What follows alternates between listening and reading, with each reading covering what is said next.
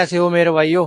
बात हमारी है भाई, छोटे मियाँ की होजरी में। भाई छोटे मियाँ का टैलेंट दिखाएंगे भाई, कैसे माल लगाते हैं तहते, माल कटते हैं। कैसे माल कटता है और कैसे फिर सिलाई पे जाता है, फिर प्रेस पे जाता है, आप तक क्या पहुंचते हैं, फिर मुलाकात होती है। भाई कैसे माल कट रहे हो? 6 कलर लगा 6 कलर रखे लगा है इसमें। और भाई मशीन तक कटा ये निक्कर है और इसमें 1200-1300 पीस एक बार कट जा। बहुत ठीक है मेहनत भाई। करेगा।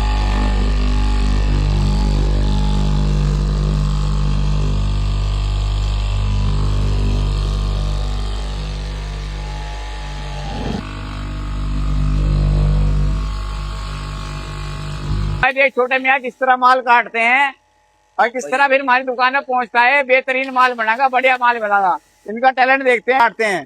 काट के दिखाओ भाई, माल कैसे काटते हो। छोटे मियाँ बड़े मियाँ कह देख रहे हैं, भाई अकाउंट को फॉलो जरूर कर लियो मेरे भाई। फॉलो कर दी। छोटे मियाँ बड़े मियाँ कह देख रहे हैं।